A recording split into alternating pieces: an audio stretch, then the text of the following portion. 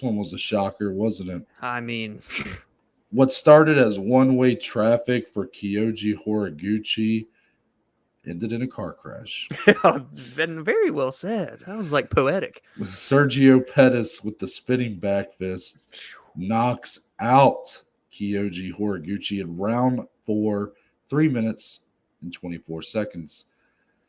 Dominic, we had another announcement. I don't know if maybe I should throw this in here, but it's going to be a part of this discussion. At the beginning of the night, Bellator announced in 2022 there will be a Bantamweight Grand Prix, which is what we all wanted. Everybody wanted this. The names announced: Pettis, Horiguchi, Archuleta, Rafael Stotts, Magomedov, Patchy Mix, James Gallagher, and Leandro Higo. At first, when I looked at it, I was like, as excited as I am, I'm like, 3 of these matchups have already happened right this year. You know, you have the title fight happening that night, Pettis Horiguchi. We just saw Patchy Mix and James Gallagher. Yep. And then before that, you had Rafael Stotts and Magomedov. I'm like, maybe they should have done this sooner, was what I was kind of thinking. But once the title fight took place, Dominic, was that the best possible ending to that fight you could get to at least leave some room for questions as we move into this tournament? You know, it wasn't, if Horiguchi had just won in the fashion that he was looking like he might win, we might be like, oh, that's awesome, but, you know, hard to see anybody getting past Horiguchi. But Sergio Pettis goes into this tournament as the title holder, and while he definitely kind of hops out of the shadow, you know, he gets a highlight reel KO, there's still a lot of room for questioning on if he's really the best bantamweight in the world when he's going to have to go through 3 of these guys to prove it. 100%, man. This was the ideal kind of fight and ending you wanted to see going into this type of Grand Prix, because as you said, Horiguchi, he dominated this fight for 4 rounds until the KO. I mean, he outstruck him 73-19. He was piecing him up, even in the grappling exchanges, the few that there were, he was winning those. Like Horiguchi looked like he hadn't skipped a beat coming back to Bellator. Sergio Pettis had his back against the wall, but this time, you know, when we saw him with the back against the wall in the UFC, you never got to see something like this. But now, as you continue to see his evolution and his growth and how comfortable he is in that cage, to be able to pull off this spinning back fist in the 4th round, over halfway through the 4th round, was just ultra impressive. But again, you saw, okay, he's the champion, for sure undisputed now, no ifs, ands, or buts, but there's still weaknesses here that he can work on that these other guys can potentially expose, including Horiguchi. I don't know if they announced the actual, I know they announced the 8 guys, but not the actual matchups yet. No. So I'm very much intrigued to see how they do that, because obviously Pettis has beaten Archuleta and Horiguchi, so surely they don't give him one of those 2 guys in his next title defense. I'll be curious to see who that will be against. Obviously, with some of the other guys that have already fought each other, just to see more parity and them fight some of these other guys. I'm very excited for it.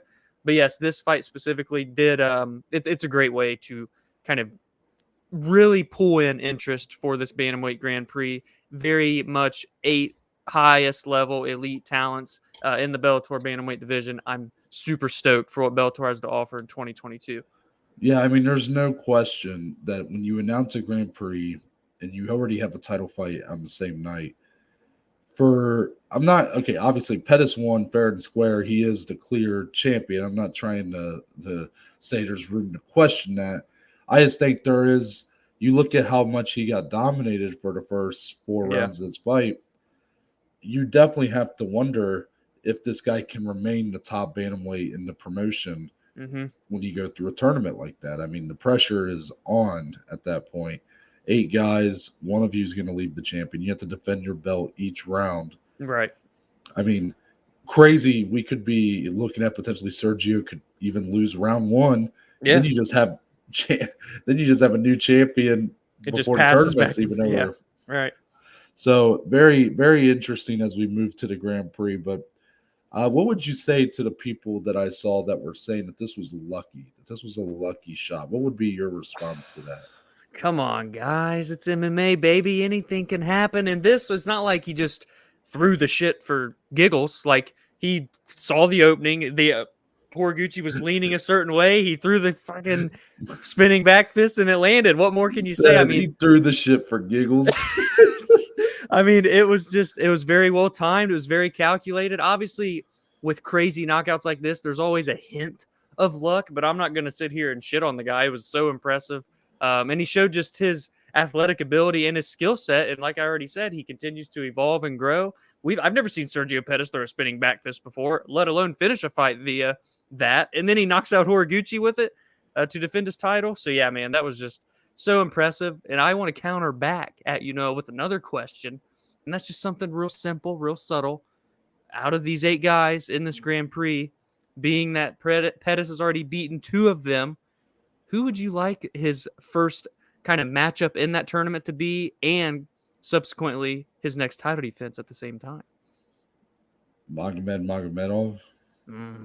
Yeah, I do like that. I don't know how they're gonna order their I don't know if they do that. I don't know from the past, like when you look at like the light heavyweight Grand Prix that we just had, is it really like ordered by, I mean, I don't know. Like outside of the fact that like, in light heavyweight you had Nemkov and I believe Bader were on different sides of the bracket. But I mean, I know you do that. You kind of, I'm sure they're calculating it to where it's like, okay, number 8 should fight number 1. Like who? Yeah. So in that case, probably Leandro Higo would be matched up with Sergio Pettis. But as far as a matchup, I'd be interested in. Magomedov lost to Rafael Stotts. So in that sense, like he's a guy coming off a loss, so he's probably going to be in the back half if you're ranking these guys. And I still think the ceiling is the roof, or whatever they say. There is no roof to that ceiling. Right, I agree. To Magomedov, and I would love to see what him and Sergio could do. An interesting point here, Dominic. Just back to the luck factor. I mean, Pettis faked the high kick before throwing the spinning back fist. So I mean, it was completely calculated. It's just, I believe that was Sergio Pettis' first finish since 2014. Yeah, it's been a while.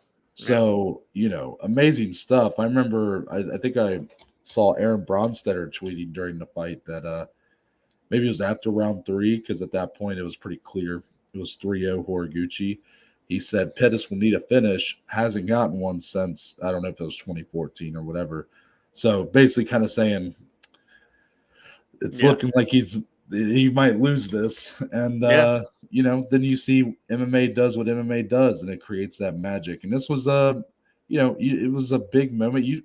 The fans were very much behind Sergio Pettis. I love that there in Connecticut. They kind of went crazy when he won. I mean, obviously it was a highlight reel finish, but I like to see them get behind him, because regardless of where he goes from here, if he loses his belt in his next fight, whatever, I think he's earned the respect of the MMA fans that he's not just little Pettis anymore. He is Sergio He's out of the Pettis. shadow. He is the best Pettis brother at this point in terms of his ability at this moment.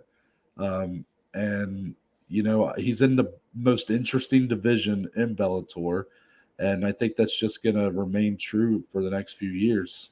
Yeah, man, being that he's so young, a highlight reel finish like this, moving into now the new year with a Bantamweight Grand Prix coming up, this was a potential star-making performance for him to be one of the top guys in Bellator.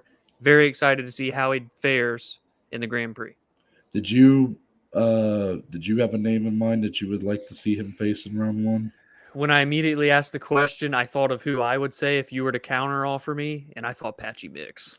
I think that would be a very fun fight, a fresh matchup, a guy that just went to Ireland and put on such an amazing performance against James Gallagher and got the finish. That would be a very fun fight. 2 super well-rounded guys. A bit of a chess match. Yeah, I might do Patchy Mix against Horiguchi. Dude, that's the thing, though, like a Grand Prix and when they happen, but especially this one, there's not one single matchup where you look at it and you're like, oh, yeah, that one's kind of low tier. No, every one of these matchups is sick. I'm like saying, I might put him against Horiguchi, and people at home are probably like, why? You're right. Well, I guess you can't go wrong with any matchup. So Exactly, I guess that's why. dude. It's awesome. Yeah, I'll be interested to see when they'll release the bracket, but it was pretty cool that they had all the guys in attendance. And Yeah. each one came out and stuff. That's always cool. So Building the suspense, baby.